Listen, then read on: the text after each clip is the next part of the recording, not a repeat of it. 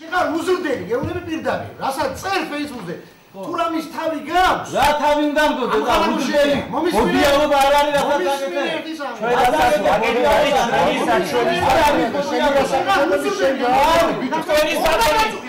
თქვენი სახელი დაუპატიურებე ხა? შენი ნებართვი დაუპატიურებე ხა? შენ გამაუჭებელი. შენი ნებართვი დაუპატიურებე ხა?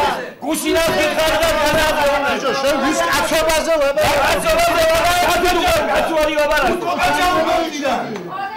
აბა, დაი კაცობაზე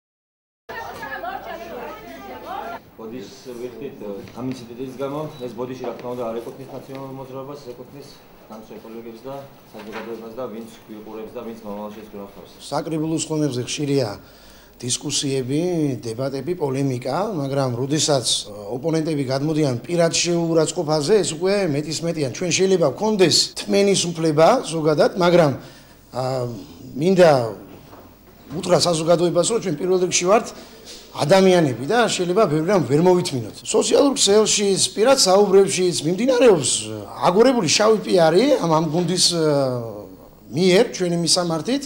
თითქოს ჩვენ რაღაც საქმეს არ ვაკეთებთ, არამედ დავბოდიალობთ და უამრავი სხვა შეურაცხყოფელი სიტყვები, უწყლასური სიტყვები და ასე შემდეგ. ეს ყოველად მიუღებელია. მინდა იცოდეს ყველამ, თითოეულმა მათგანმა, ვინც ეწევა ამას ამ პროვოკაციას. ესენი არიან გამოცდილი პროვოკატორები, რომელიც წლების განმავლობაში ძალიან ბევრი ცუდი საქმეები უკეთებიათ და ეხლა უნდათ რომ თავიანთი აქტუალობა აი ასეთი ხმაურით, გინებით და ლანძღვით რაღაც ასე ვთქვათ აქტუალურები გახდნენ და ეს მე დარწმუნებული ვარ რომ მათ არ გამოუვათ ეს საქმე. რაც შეეხება ბოდიალს, დღევანდელმა დღემ აბსოლუტურად რეალურად დაადასტურა ჩემი სიტყვები, რაც კომენტარში დავწერე ის, რომ ესენი ჯერ კიდევ არ არიან უმწიფებული იმ თანამდებობებისთვის, რომლებზეც არიან დღეს მოსკუპებულები, ესე ვთქვათ, ბრწყალებში, ფაქტიურად ვერ აცნობიერებენ რა ნაბიჯები უნდა გადადგნან ბავშვებთან მიმართებაში და საქმესთან მიმართებაში.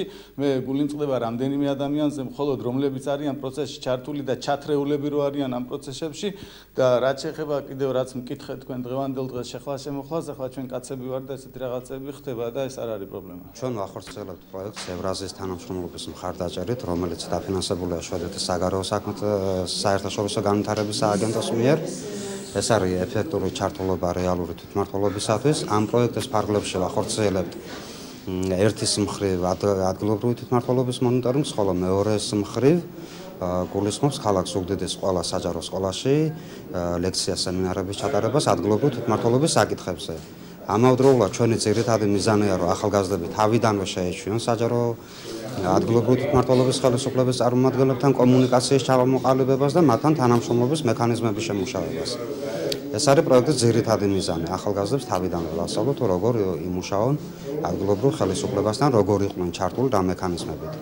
და ეს ჩვენი პროექტის ფარგლებში, ჩვენ პროექტის ფარგლებში ქალაქ ზუგდიდის საკრებულოს ვთხოვეთ ჩაერთო ამ ჯგუფში, ანუ ჩვენ მოწვეულ სტუმრებში გვყავს საკრებულოს თავმჯდომარის მოადგილე ბატონი გიორგი თოდუა და ასევე ის თავად განსაზღვრავს თუ ვინ შეიძლება იყოს ამ პროექტში ჩართული. ჩვენ კონკრეტულად არ დაგვისახელებია ვინ უნდა ყოფილიყო ან არ უნდა ყოფილიყო და შესაბამისად მან ჩათვალა რომ ინფრასტრუქტურულ საკითხებზე მომუშავე სამსახურის წარმომადგენელი ყოფილიყო კომისიის და ასევე რა თქმა უნდა რადგან ახალგაზრდათან არის შეხვედრა ახალგაზრდულ საკითხებზე მომუშავე კომისიის წარმომადგენელი ყოფილიყო. ეს შეხვედრები საჯაროა, ნებისმიერ ადამიანს შეუძლია დაესწროს.